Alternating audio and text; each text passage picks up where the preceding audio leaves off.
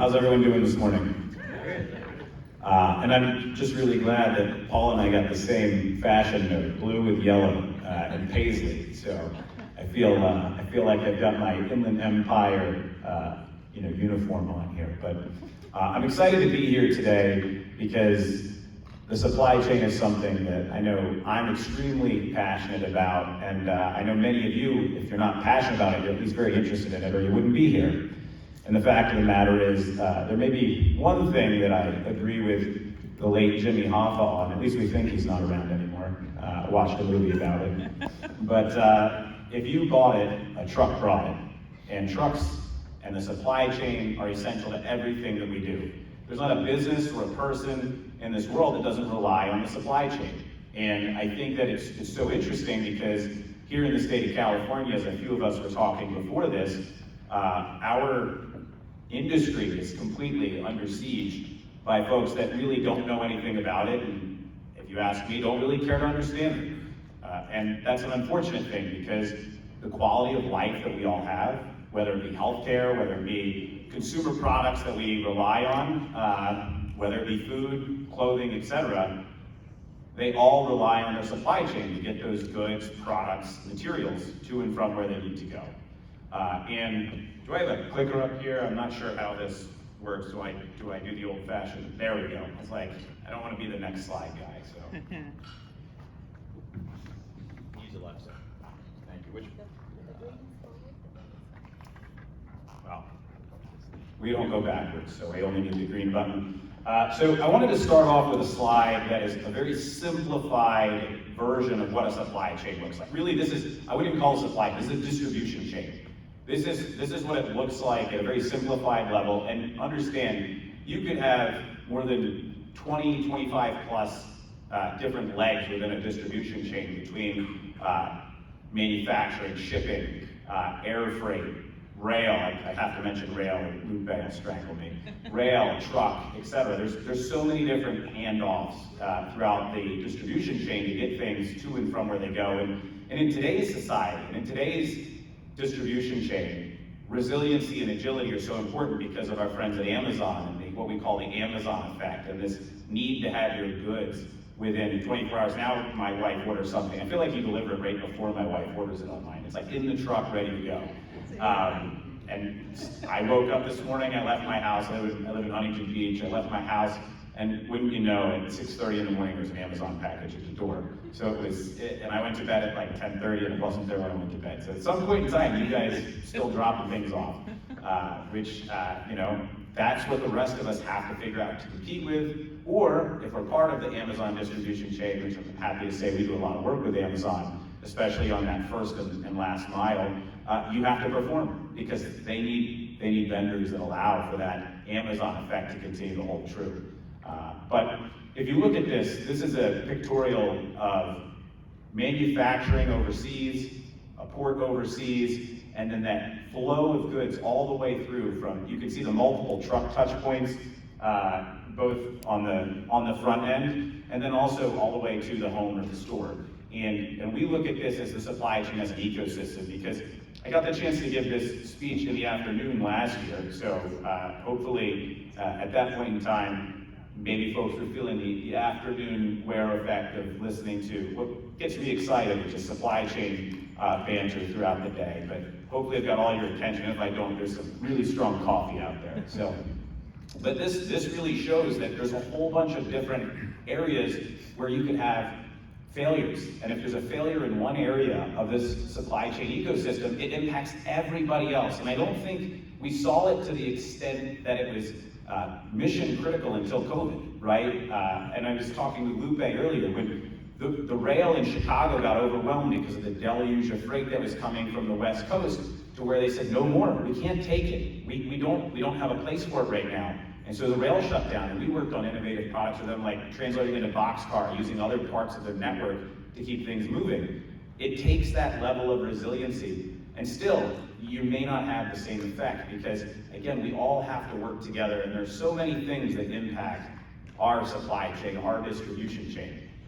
So as we go through today's presentation, I'm going to give a little bit of an update as to where we are. I think last year I stood here and I talked about record volumes and congestion and everything that was happening that was creating delays in the process. And I have a much different message this time around. There's still challenges, there's still opportunities, but there's not as much freight. And we'll talk a little bit about what happened in 2022, what we're seeing so far in 2023, where we think the industry is going to go this year, and then I'll actually end on this slide again because I think it's so important to really hit home on what this network looks like, because it's very fragmented. We're just seeing the dawn of digital infrastructure, something that I know has become more and more of a focus, not just by industry partners, but by regulators all the way at the federal level down. You look at the FMC and Commissioner Bensel leading the Data Standards Committee, and what does that look like? You look at what the ports have done. Locally, our two seaports here, LA and Long Beach, have been the leaders in digital transformation. The Port of LA with their Port Optimizer and the Port of Long Beach with their Information Highway. But these are the future. The unfortunate thing is, today, not everybody is connected. Not everybody sees that. And I think the analogy I used last year, quickly before I moved on, it's like running a relay race where everybody's blindfolded.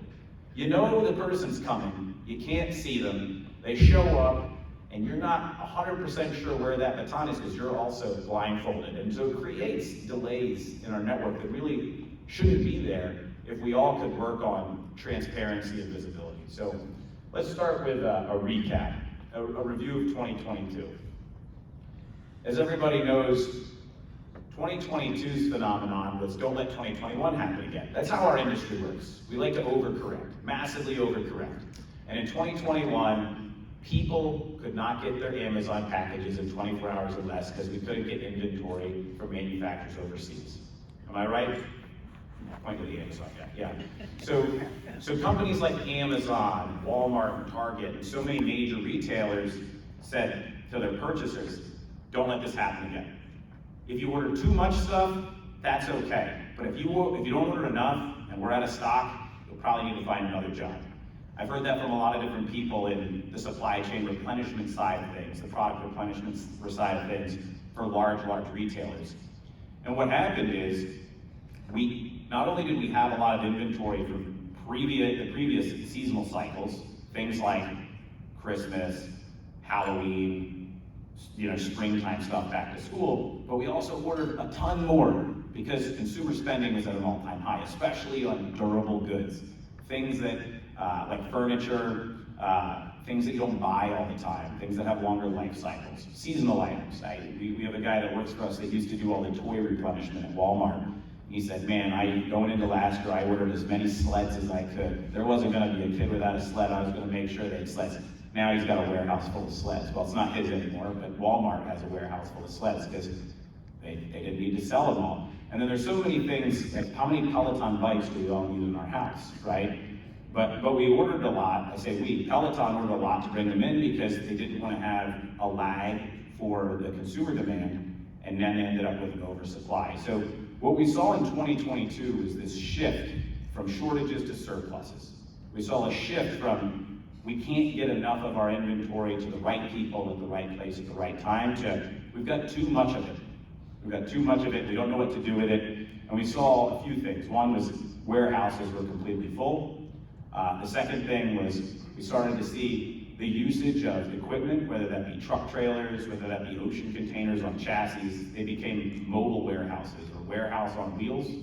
And that was done because they didn't have the space. And some of this stuff was brought in pre-holiday season, for example, and they knew it wasn't going to sit for a long time, but they still had to do something with it on the front end. So again, shortages became surpluses. The second big thing is that there was a migration of where the cargo was going. And there was some news that came out just this morning that the ILW and the PMA have agreed to try to agree on something. I read the press release, but again, let's not count our chickens before they hatch. We need to see a real contract. But they talked about how they were going to try to bring stability and confidence back to the shipper by agreeing to agree that they need to keep these ports open and keep goods moving. And the fact of the matter is every time there's been a contract dispute in the past, there's been congestion at the ports. There's been slowdowns, there's been delays, there's been all kinds of different finger pointing between the employers and the union, and shippers said not this time. And so what a lot of people don't realize is the freight did not stop coming to the US really until December of last year. That's when we saw a major slowdown. But it stopped coming to the US West Coast ports in the same type of volume around July of last year. We were just very fortunate that we didn't see the impacts of that until later in September, because at one point in time we had 109 ships waiting to get into these ports. So we had to work through that backlog, and the hope for many was, okay, maybe this will help us get through the shipping congestion, but hopefully when those ships are not at anchor anymore, we'll have figured out a labor piece, the contract will be extended, and we'll continue to bring in freight. Well, that didn't happen. And so New York, New Jersey, for the first time last year, became the #1 port by volume in the country. For the first time in how long, David, that it passed LA and Long Beach? LA and Long Beach passed in the Early early 90s. 90s. You're talking 30 years, right? So that was done to avoid the perception of delays, which we really haven't seen a whole lot of until the last couple of weeks, and hopefully this new news will help smooth that out. But the migration to the Gulf and the East Coast was an opportunity lost for Southern California, for the West Coast as an entire gateway, but really for the Inland Empire as well, because do you know who is still chock full of goods? It's those warehouses and distribution centers waiting to get them out to the people. Now, the good news at the end of last year was consumer spending was still at an all-time high from a retailer's perspective.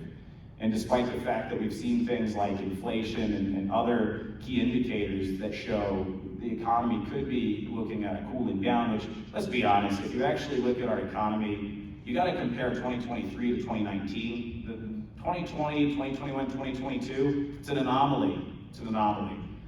Once every 100 years, we have some sort of pandemic.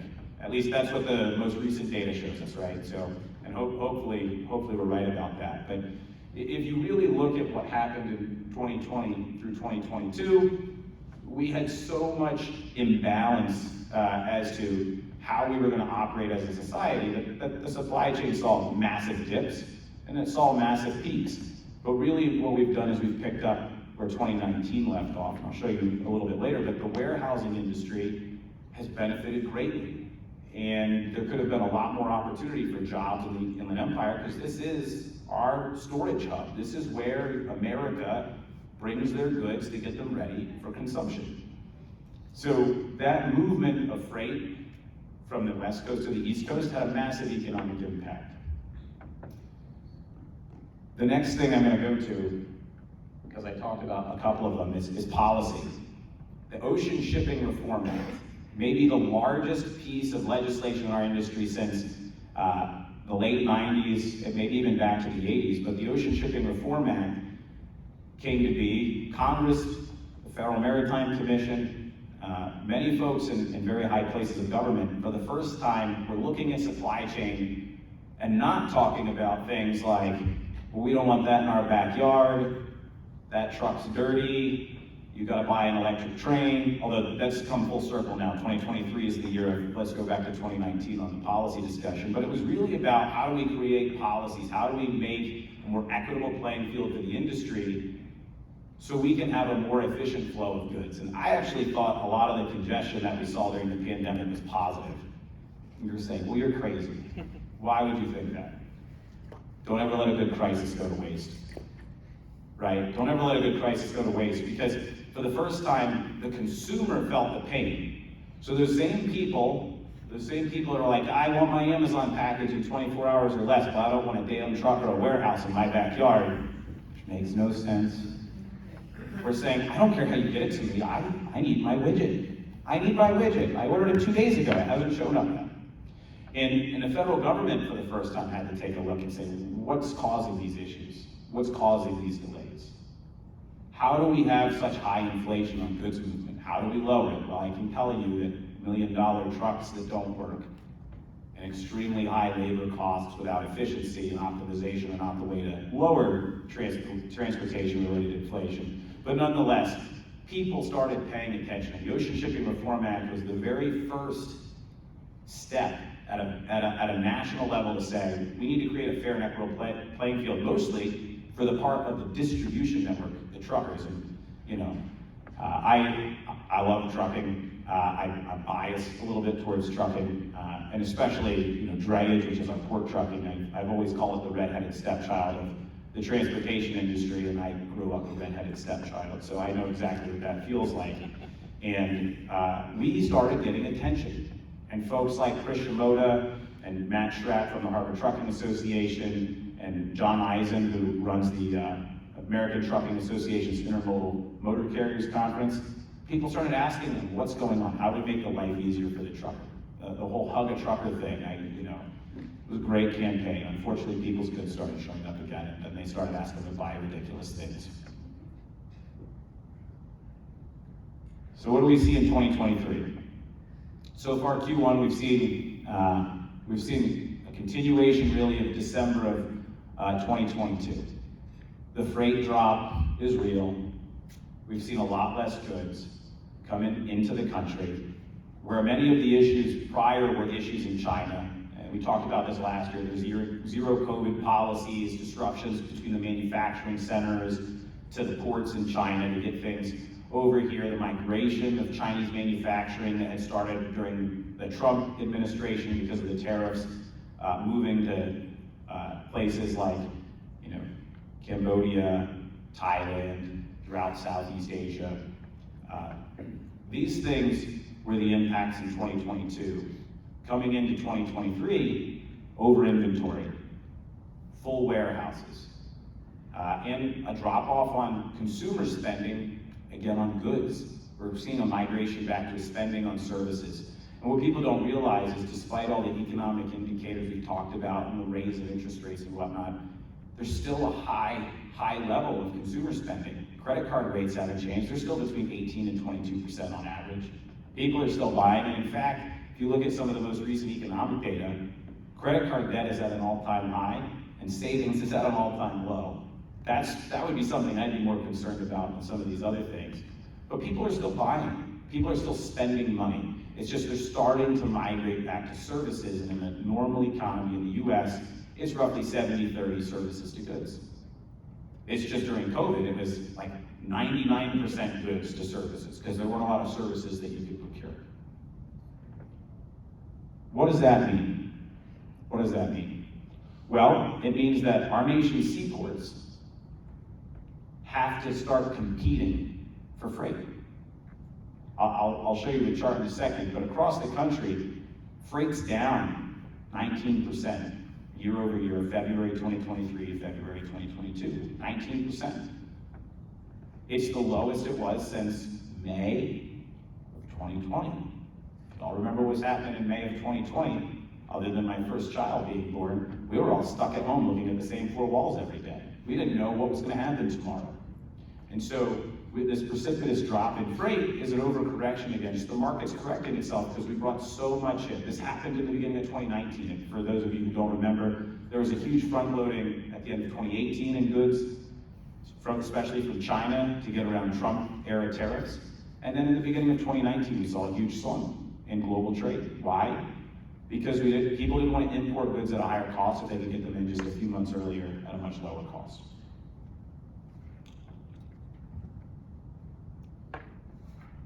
Here's that chart I was talking about. But as you can see, even locally, and I want to thank Eric Watkins. Eric Watkins is up front here. But Eric puts all this data together for us. He's with Cargomatic. And we crunch these numbers ourselves. So as ports release numbers, we do evaluations so we can slice and dice them in different ways to understand how the economy is really functioning and also how our supply chain is functioning. But if you look at our gateway here in Southern California, it's down 30% year over year. It's down 30%. The only areas that are really up year over year are the Gulf region, and if you know, Port of Houston is, I guess, a large port, but we've got terminals here that do as much volume as they do at the entire port there, but they're growing. And what we're seeing is still some of the effects of the West Coast labor contracts. Many of you may not realize this, but typically ocean shipping contracts would have been done in March with major retailers. That's how it starts. You know, the major retailers, the Amazons of the world, they set their rates. Many of them are still playing the spot market, because the spot market at the end of for us on the West Coast, the spot market, let's say, August of 2022, you could have been spending as much as $15,000, $20,000 on ocean freight, especially on the spot market. By the end of September, that was down to about $1,500, right? Now I'm hearing reports under $1,000.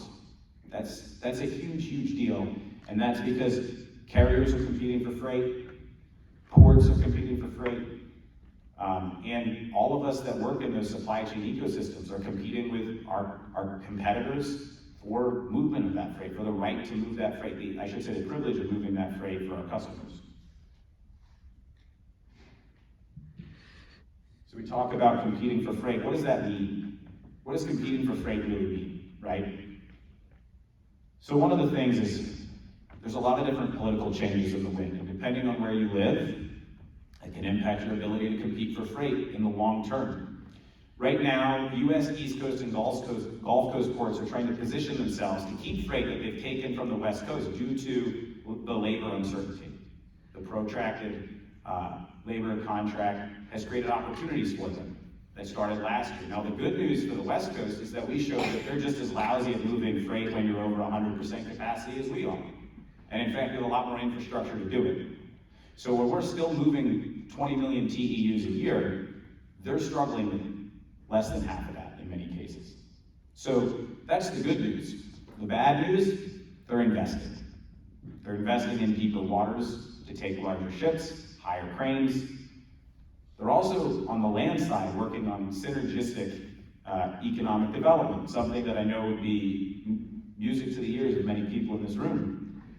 But when the Port of Virginia announces that they've got a new direct rail service with the Norfolk Southern from the Port of Norfolk all the way down to Memphis, where there's many, many major retailers that use that as a FedEx major air hub, so there's a lot of rail that goes in and out of Memphis, they've created a competitive advantage for folks.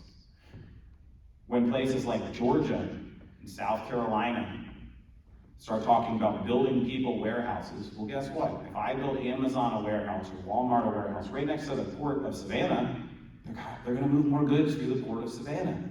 So as folks are having these experiences in many of the East and Gulf Coast ports, those governments are coming and saying, we want economic development. We are going to pay you, essentially, to come and move your goods through our ports and create jobs here. And what are we doing in California? Well, you'll hear a lot more about it later, but we're telling people, starting in 2023, if you want to bring a new truck into a rail ramp or a seaport, it's got to run on pixie dust, right? And I say this as a company that literally just had a green truck yard passed in Long Beach, created a model project for the city. We're going to put infrastructure in to get zero emissions ready, right? We all want to move things in a more sustainable fashion. But having mandates that largely follow funding cuts and don't allow for folks to have common sense ways to get access to funding, in what world do you tax people to give them a grant, to tax them on the income of the grant? It makes zero sense. Give them a lower grant, give them sales tax credits, do something else, but why would you give somebody money to take half of it back? Right? We're cracking down on the warehouses. We're making them responsible for the mobile sources that come in and out. And many of these are coming from other states. What are you supposed to do? Say, I'm sorry, you can't use that truck coming from Oklahoma, it's too dirty. I don't want it. Well, then you're just not gonna get your goods. We're creating so many different barriers to do business here in California that we're literally saying, hey, if you want to take your business someplace else, I think they want it more than we do. It's the truth. And so these are the things that we're competing with from a global perspective, I should say from a national perspective on freight, is that we're not all playing by the same set of rules. And in many nations, they actually have national freight policies. We don't have anything close to that.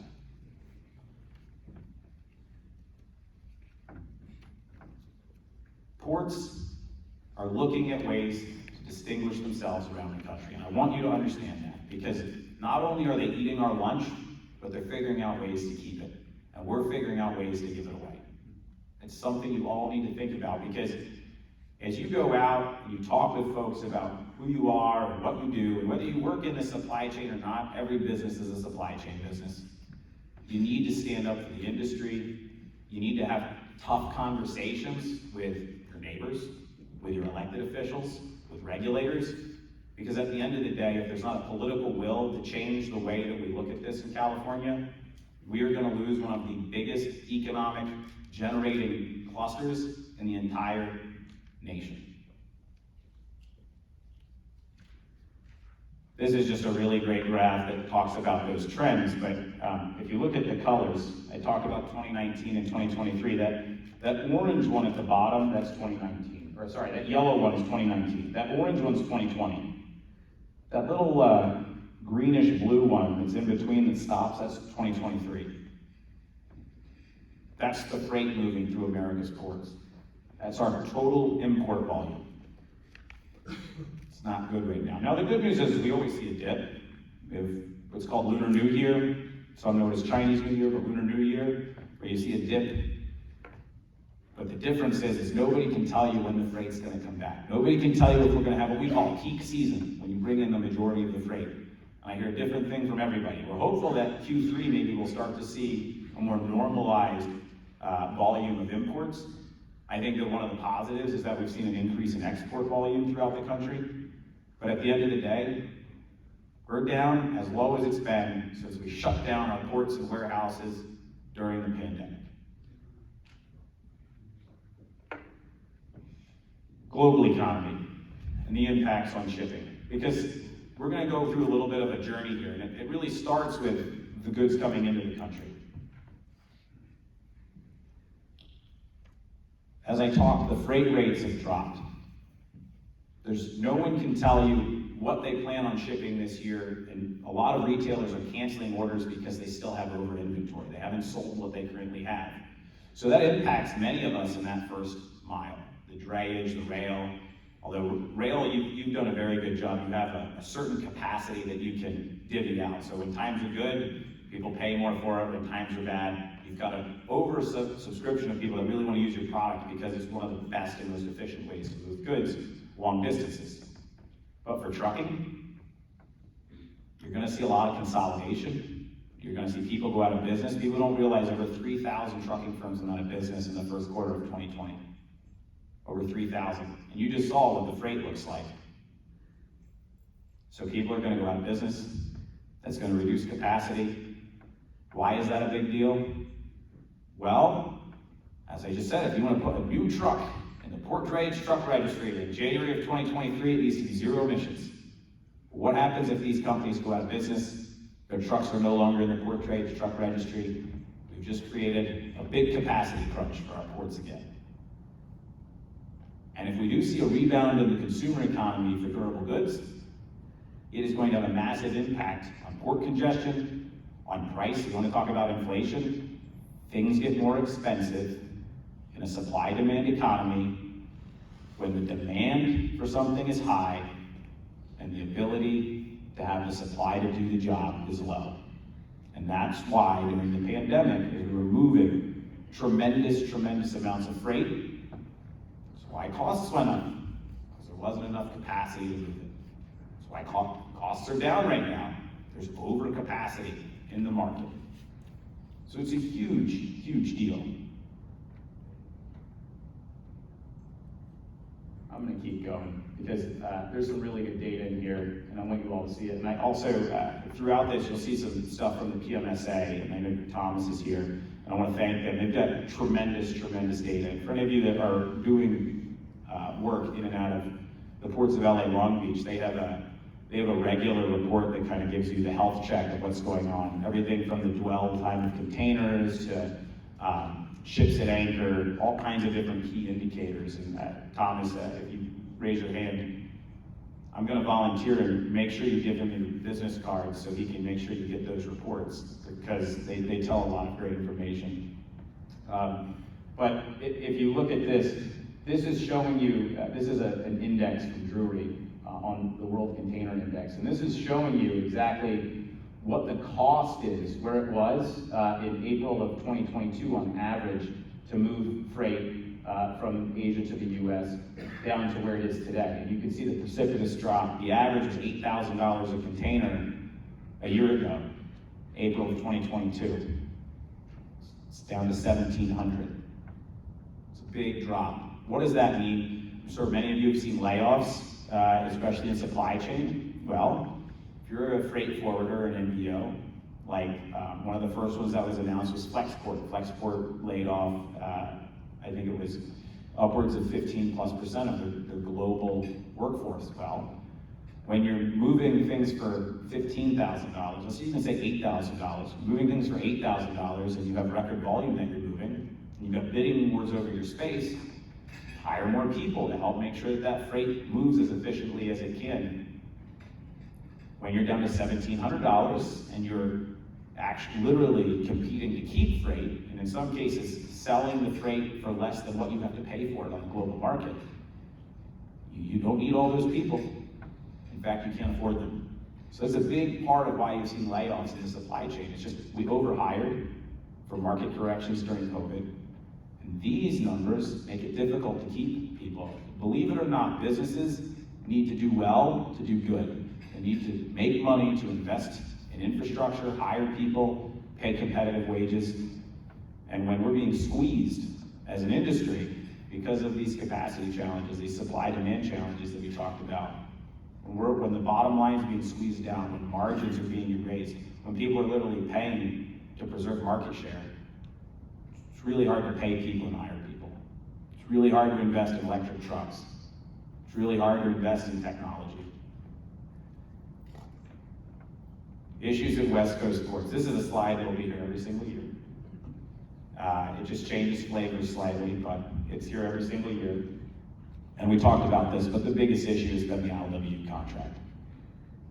There's no coincidence that we were setting a record for the most volume coming through West Coast ports in history the first half of last year. We were outpacing 2021, which was a record year. And there's no shock that when the contract expired and we hit July, all that freight moved to the East and Gulf Coast ports. So having these types of labor peace agreements, having certainty in the market where folks don't believe there'll be any sort of disruption. I mean, last year we had it at West Coast ports. The rail industry had a lot of uncertainty as it relates, but you guys have resolved that, Luke Bay, so thank you.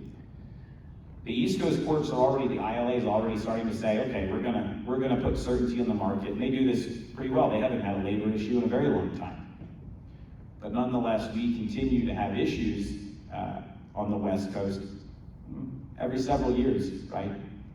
I started in this industry in November of 2014, and I was told it was a once-in-a-lifetime event. ILWU PMA contract, once-in-a-lifetime event, ships at anchor, blah, blah, blah. You know, in my decade-long tenure in this industry, I've had more than a dozen once-in-a-lifetime events that have hit. It's a big issue, right? The Hanjin bankruptcy, you want to talk about the drop in shipping rates. Many of the large carriers have erased generational debt, made billions and billions and billions of dollars of profit. In some cases, billions of dollars in quarterly profit that allows them to have this sustaining power, lower the rates and drive out the new entrants, go gobble up market share when people don't have as much freight to move. What does that mean? When you're buying freight, you're probably not in as good of a negotiating perspective with your labor force. There's a lot of other hair on that contract dispute, but you just look at the economics. You're coming out of your all-time high, and the workers are going, and probably rightfully so. We want more. Look at how much money you've been publishing your earnings, and now they're going, but look at now, we're bleeding. It's not a good time to have this discussion. In fact, we should have put it to bed. You know, I'm a huge Eagles fan. You know, huge Philadelphia Eagles fan. I didn't know the Super Bowl could end in a tie, but for the first time we saw that, Super Bowl 57. But recently they signed Jalen Hurts to a contract restructure. Why do I say this is important? They got ahead of the market. They signed him. They signed him before the market got even crazier. And at the same time, they didn't want any disruption with their star quarterback going into next year. They didn't want him wondering about his contract. These are things that we need to implore. You know, I'm a football analogy guy, but we need to implore that throughout our industry. You never want some sort of issue with your labor force, but we also have to be very cognizant of the fact that there needs to be compromise on both sides, and there's some deep-rooted issues here. But that is the number one issue that's hurting our West Coast sports, and could eventually, once people start buying stuff again, and it starts leaving the warehouses, and we need to replenish those warehouses, we are going to need to have labor peace, so the Amazons of the world and all these other major retailers feel confident that their goods won't get stuck on a ship or in a port. Regulatory challenges. I guess I lied at the breakfast that I wasn't going to talk about this, but in California again, and we touched on earlier, but we are regulating people 9 ways to Sunday, 10 ways to Sunday. It's getting worse, 12 ways to Sunday. I don't know. The problem that we have is it's air. You know, we've got the air quality. We're putting out targets and we're putting out hard mandates that, let's be honest, the technology's not there to meet it. The science doesn't really back it up. But nonetheless, we're going to force people and hold them accountable to something that we've just thrown out as a target. Meanwhile, talk about competition. The rest of the country's not doing it. It's not a national deadline of zero emissions. It's a California deadline. It's a huge deal. Our warehouses are being regulated by AQMD, indirect source rules. Now you're responsible for everything that goes in and out of your facility, any industrial hub for that matter. More cost, less competition. Labor, right? I'm not naive. I don't think any of you are. AB 5 was passed several years ago, and while I think the majority of the industry does a great job of trying to adhere to it, and I'll tell you, from 7 years of running the Harbor Trucking Association, there's not a member on that board that says, man, I really want to screw my workers. It's always, how do we keep trucks moving? How do we get people more opportunities to make more money? How do we lower their administrative burden, the cost of doing business? But when there is a downturn in this market, when things are high, everybody's making money, everybody's happy. But when there's a downturn, you have folks that come back around and say, yeah, now all of a sudden I want to be an employee. And then when things get good, they say, yeah, I made that up. I don't want to do that. But AB 5 is not an asked and answered question. It's an ongoing debate.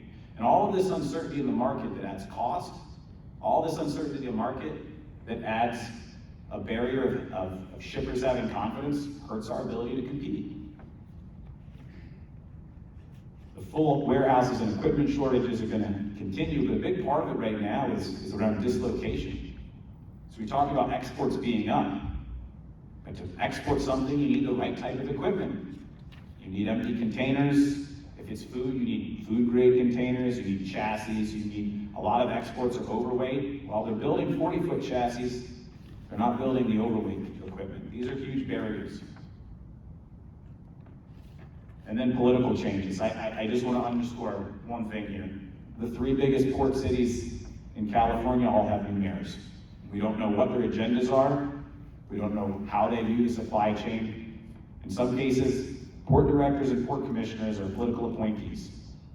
We don't know who's going to be running the show in some of these ports in the short term. This is just a really great graphic, and we can make sure that folks have access to this presentation.